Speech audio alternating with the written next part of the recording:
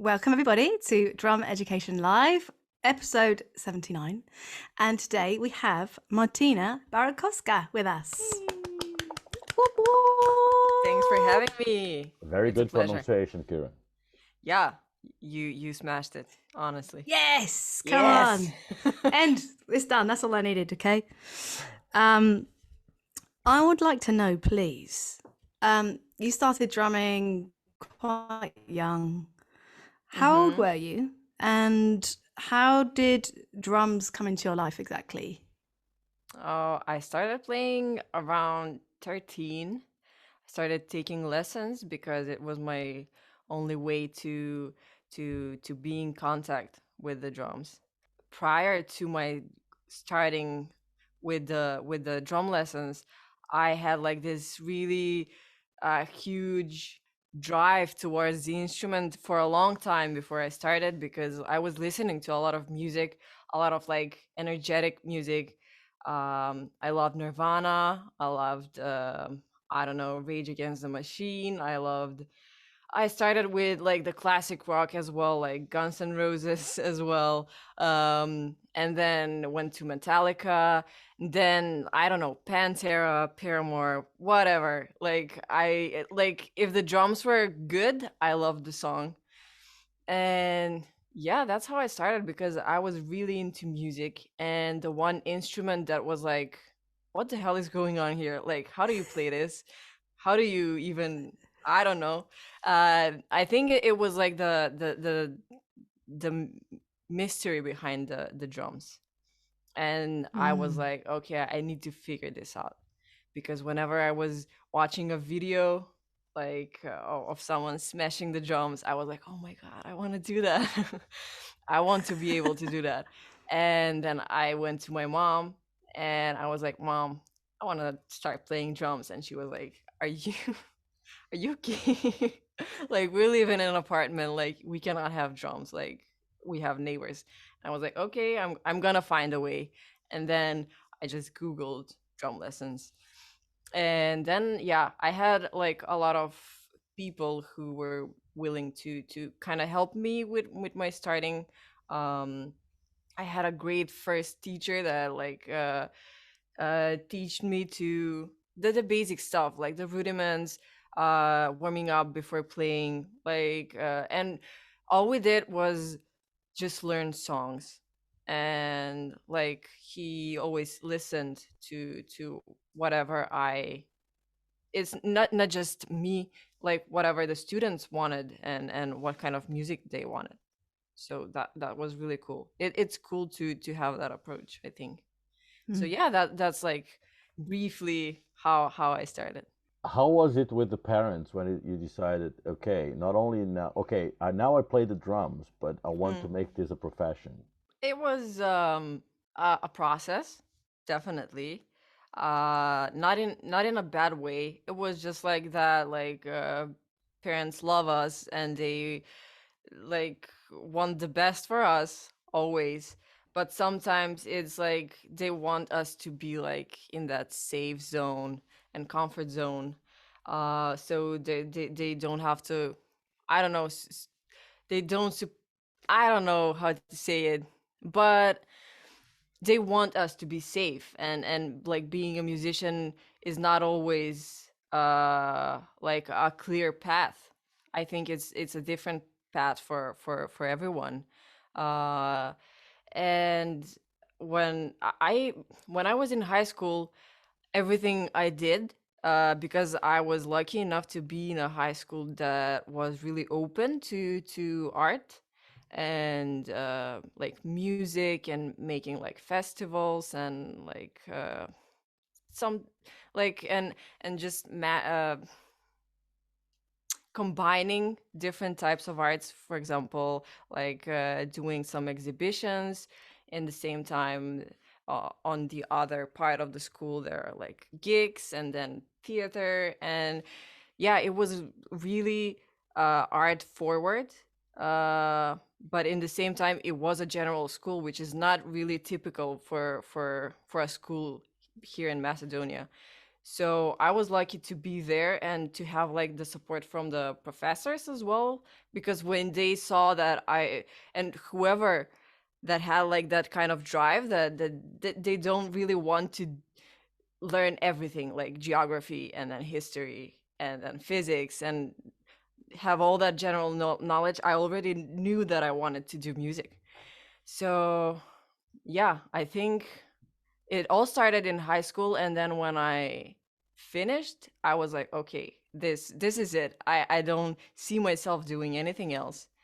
And yeah, they were a little bit worried, but then I really worked hard. Like when I was in college in music school, I really worked hard, and like I just proved to them and to myself that it's if it was anything else, that I wouldn't have worked that hard.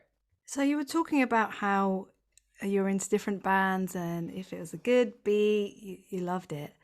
Were there any particular drummers who you really got into when you were younger who had a big influence on you?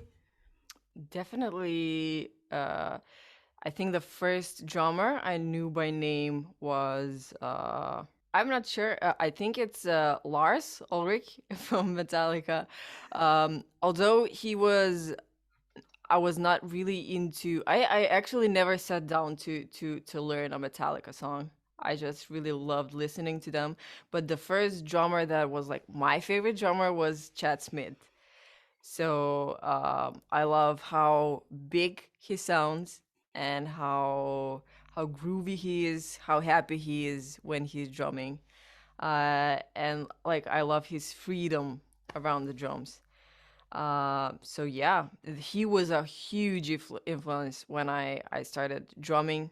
I know when I learned Californication for the first time, it was like all the nuances and like I think playing ghost notes is like I guess Californication is a really good introduction to playing ghost notes. Yeah. Indeed, it is. Absolutely. Yeah. Yeah. And he's a drummer that he himself says that he loves ghost notes. As I said, I'm a dinosaur. So when I started listening to music, it was still the '80s, and there was no ghost notes or dynamics. The song started Mm, here and went all the way uh, yeah. until Nirvana came on the scene. Oof. We were like, wow, dynamics, how crazy. Yeah. I love that. I want to talk about your sound, like your voice. When do you think you discovered your own sound, and how do you encourage that for your students? So let No. me ask you one other thing that it has to do with your sound. Okay. That thing in front of your snare drum, is that another snare drum or is it a very shallow tom tom? This Yeah. it's a really shallow tom tom. Okay. Okay. It's 10 by 5. Wow. Yeah, Yeah. it's a snare drum. Yeah. This is the Like Yamaha little kit, isn't it? custom. Yeah, it's amazing actually. Mm. Yeah, and Well, this that's one is shallow as well. yeah. I noticed that this one is shallow, but the other one is really shallow. Mm, mm. And obviously, this kit is part of your sound. Yeah, So, definitely. uh, but then, what came first, the sound you wanted or the kit? I think first it was the sound because I spent a lot of time.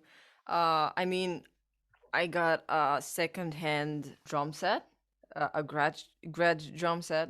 That was like a 22-inch, like a huge one. And I spent like all my years playing that. Um, it felt good. Um, it didn't always feel like me. I really like the kick. I love the big sound that Gretsch has. But it was like not until and no, I was playing this um Yamaha copper no I don't know how to pronounce it. But yeah, that copper snare that I also acquired when I was I don't know 5 or 6 years ago. And it was like that lifted like my sound to another level, because it was a first like good drum that I had, like professional drum, let's say like that. And then it was like a year and a half now ago that I was talking with my friend, and he sent me this a video from Richard Spaven playing this kit, and he said like, this really like reminds me of you. Like when I see that kid, it kind of, I see that you could be like a really good fit with that drums. So I was like, okay, I knew that there was a shop that had it, so I just went in and played it, and I was like, oh yeah, okay, I want this.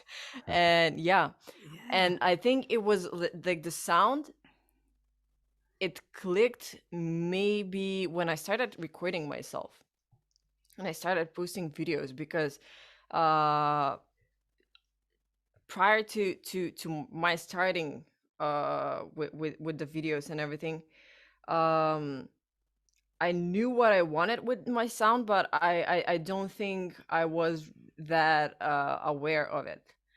And then when I started like always like watching myself every day and analyzing, it was like, okay, now I want to get this like better, and or that, or maybe I'm playing the kick uh louder than I'm supposed to. And then it was like a really like small adjustment, and then when I got that kit, it was like really compact, that I really, in a way, from a really huge kit, I went to like this tiny kit, that now when I go to a huge drum set, I feel like it's so big, like I could just play like the biggest sound, because I'm used to getting a big sound from this tiny kid, and I feel great when I sit behind a bigger drum set. So it's, I don't really know. The thing I started talking about was the music that I was listening to. I think that's a huge part of my sound, because as I said, like Chad Smith is always like huge sounding and really groovy sounding. And then my second favorite musician is Stella Mozgawa. She's like the drummer from Warpaint. She's like really punchy, dry, also a big sounding drummer. So I think it's a mix from that. And then there was like Benny Greb that I found out, that blew my mind with his with everything he does. I think there are a couple of checkpoints where with listening to those drummers and to that music made me realize how I wanted to sound. And um maybe it was not a conscious realization, it was just like my projection and my how I understood sound and what I liked. And that's like, I think we all do that, like we automatically translate what we think about sound to how we sound. You've got a huge following on Instagram, and I just wanted to talk a little bit about, yeah, so for your socials, is it like I'm going to post X amount this week, and or is it just when you feel inspired? And also, do you ever feel pressured to post? It's always for me, for now, 3 times a week. If I rely on when I feel inspired, I'll never do it. I think. I mean, I might do it like in a month, 2 times in a month. But I feel like it's a really good exercise for me. And when it happened to be, now I'm realizing when I'm not posting, or when which has not happened in a long time. Like I always do my 3 times a week, no matter what. Um, I realized when I feel like I'm behind schedule. For example, if it's like Wednesday, and I still haven't posted a video. I'm like, okay, I have 3 more days until like Sunday. I have time to post, but I feel like empty inside because I haven't shared my emotions or my thoughts through the video. So that's how I see it. I don't see it like, oh, I need to post just to stay relevant. It's just like I need to post because I feel like I can express myself through the videos.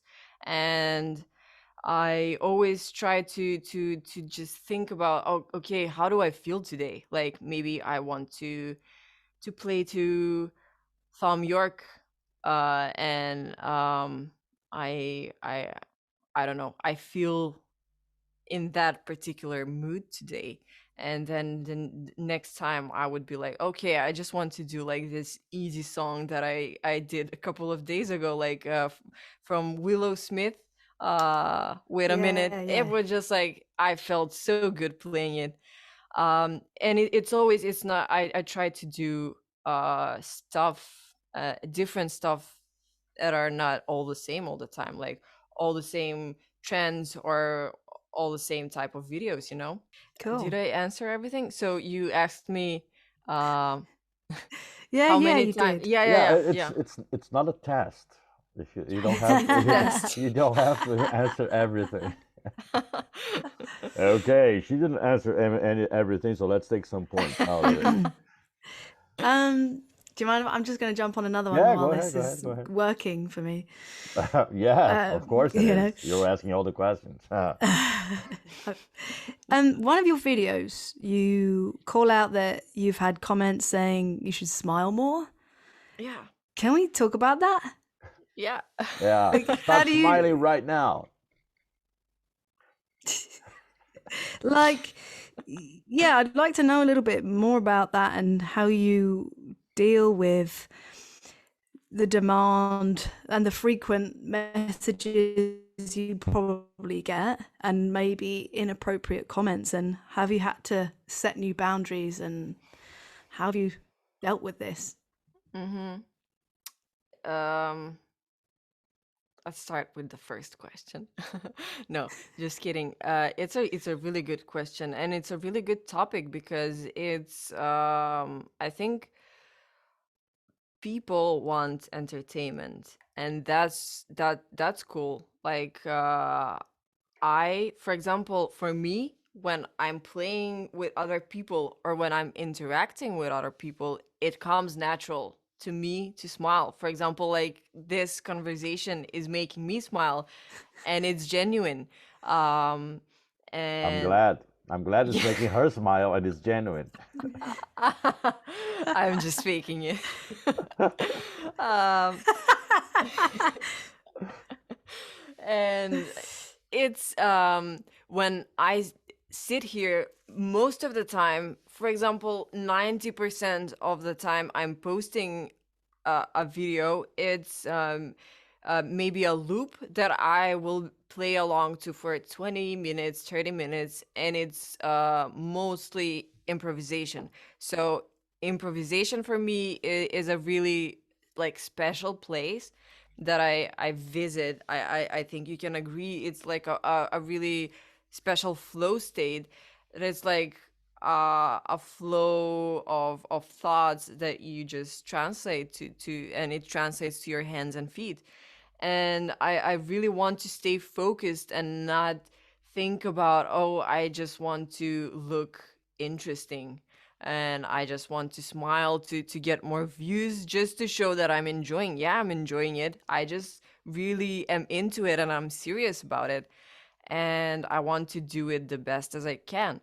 And but when it comes to a show or playing with people, or playing like an easy song that I'm really like excited about, that it's not like I'm not trying to come up and follow my thoughts, um then I can smile because it comes natural, because now my focus is not on creating in the moment. I already know what to play, and then I can start like interacting with the people or with the camera. And I think that it's nothing that's that's like conscious decision.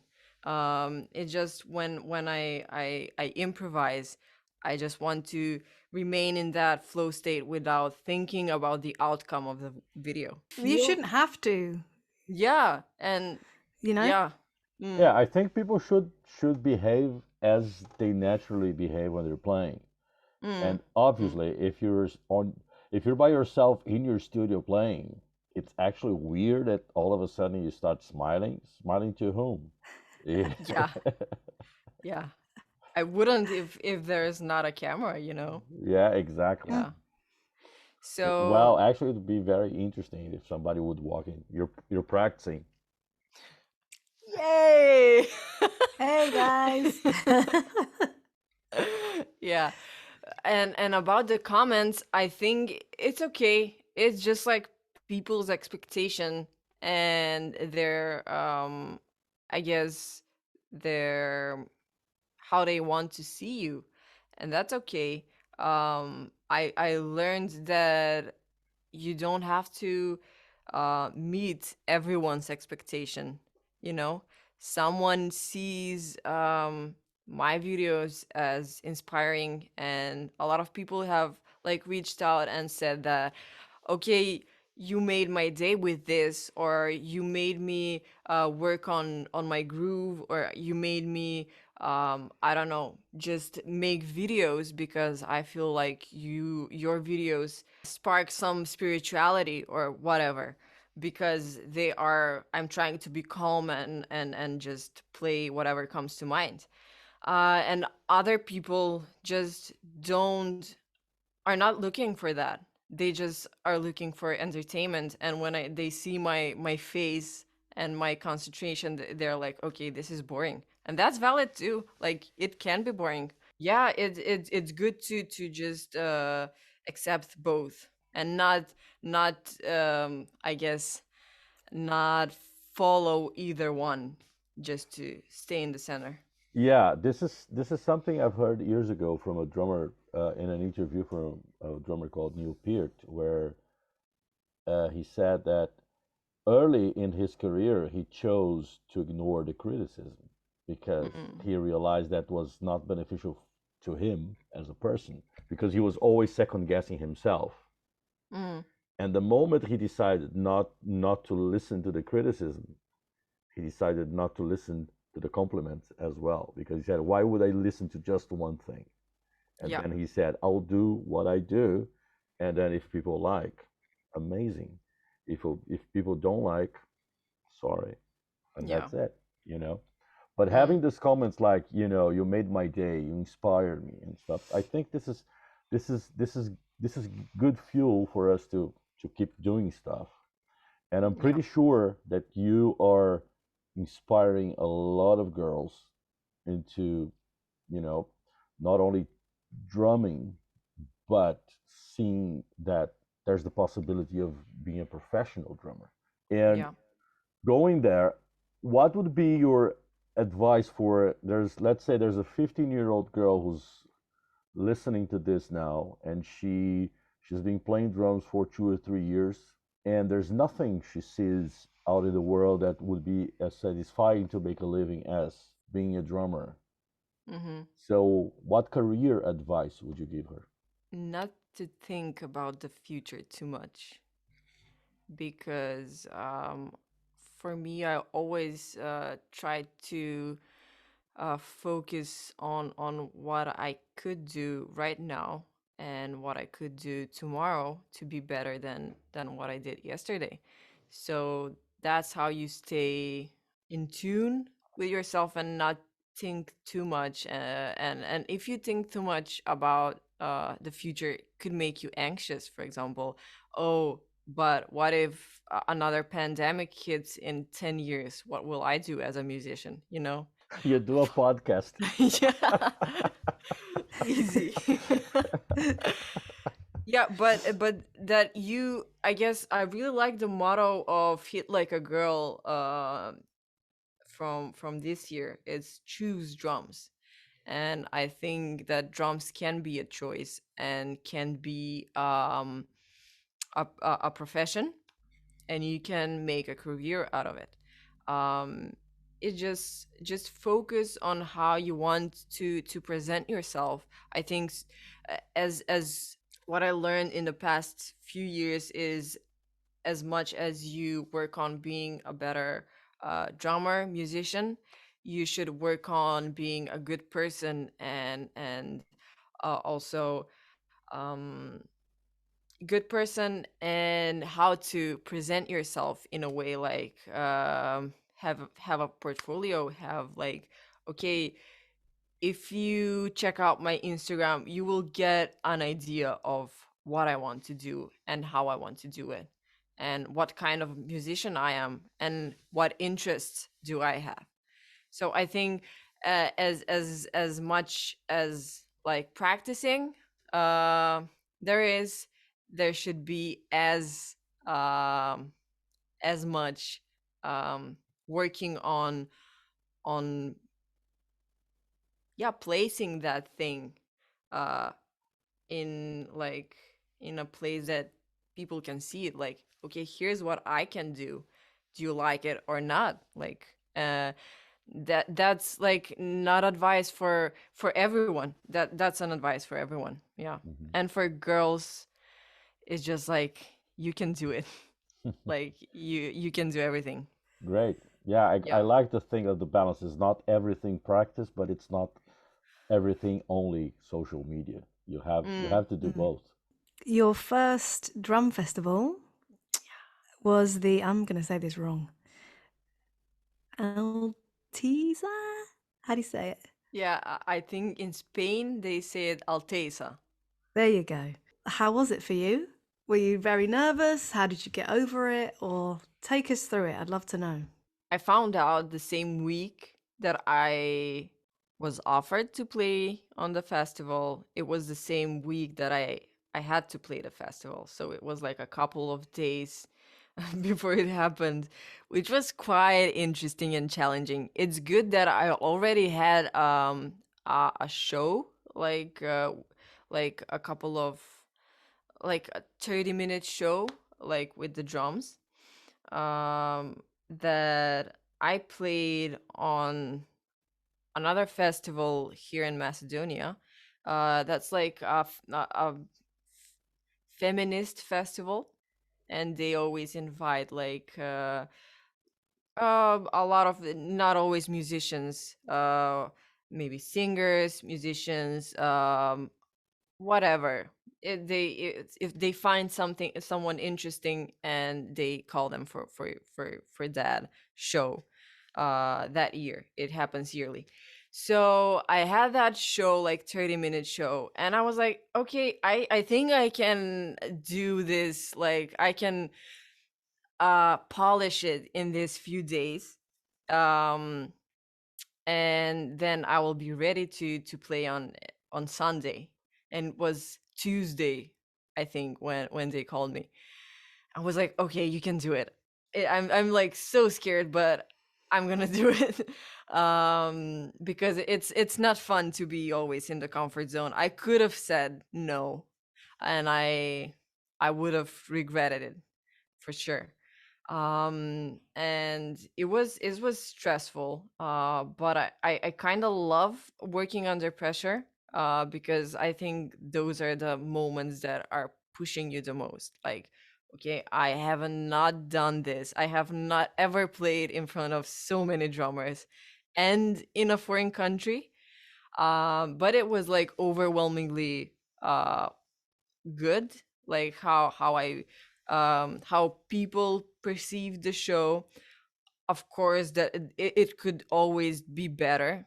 um I know that I was like, when I'm watching it back, I'm like, okay, this was not as bad as I thought it was. Or maybe some parts that I thought, oh, like this was killer, I was like, oh, but that wasn't as killer as I thought it was.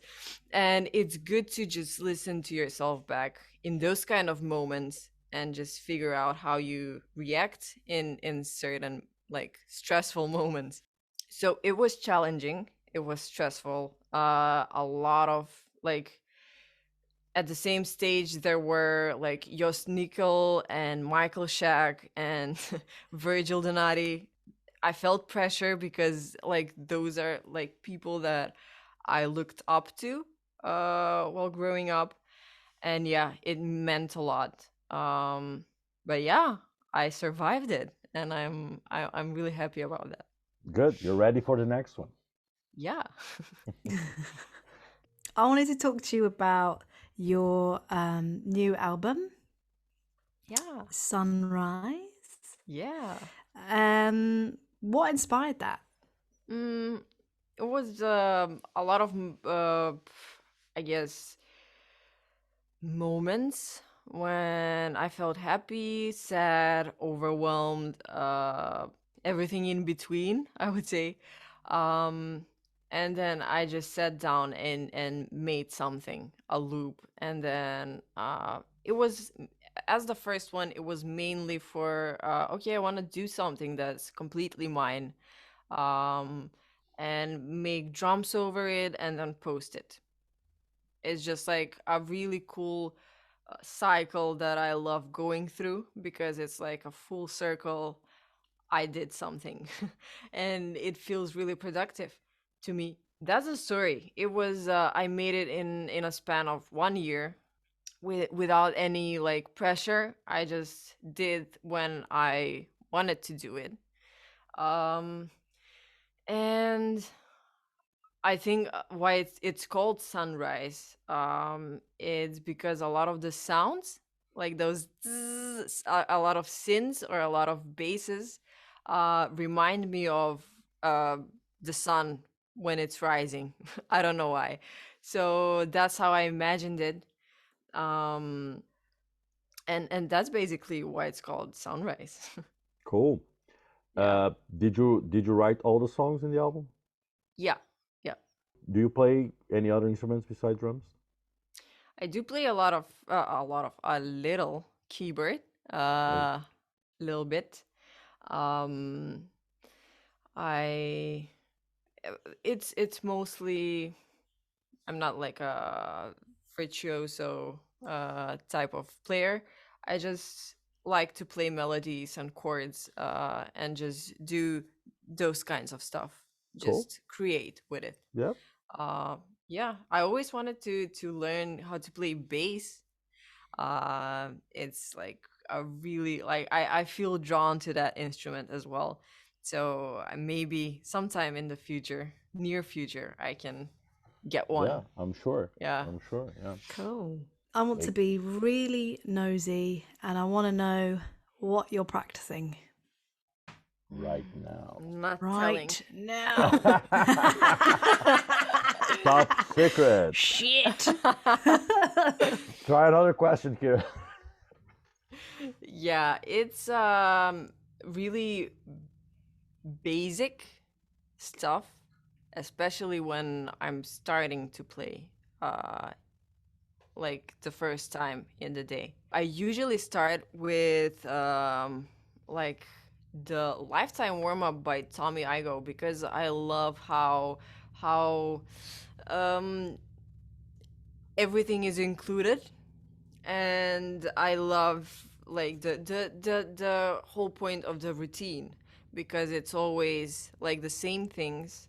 It's always rudiments, and it's always that you can do it better, and you can always do it at different tempos. And yeah, it's challenging. And I've been doing it for 2 years. No, yeah, 2 years now, every day. And I think it's done wonders to my hands because it's not just like, okay, I'm gonna do it just to do it. It's always like, okay, I can make it challenging. I can make I'm not so I can apply it between my hands and feet. So my hands are R, and my right foot is L, let's say. So I'm playing rudiments between my hands and my foot. Um, or I can put I can do the lifetime warm up, but having an ostinato samba to cut to cut to cut, something like that, just making it more challenging. Or even the dumbest thing that I love to do is just watch YouTube, watch whatever, and just try to subconsciously focus and be together with the click. And that I'm not doing it all the time. It just when I feel like, okay, I feel like I want to watch something and play at the same time. It's like a really particular feeling. um I don't know if Multitasking. yeah, but it's cool sometimes because mm, I love that it's not making me critique myself as much. I just do it unconsciously. Um so that's the first thing I do 90% of the time. And then I love Med Garstka's feet exercises. So I do those. There are like 3 stages. There's the basic stage, like playing 8 notes, and then and like displacing them. So on the beat, and then off the beat at 8 notes, and then triplets on every place that you can possibly put 2 notes in triplets. And then quarter 16 notes, also 2 notes, every possible place that you can put, and then 3 notes in 16th, every possible place that you can put that. And then there's like the second page that's a combination of all those. For example, 8 notes and 16s, or two uh, two of the notes from the 16s combined with the 3 notes of the 16s, like a bunch of stuff.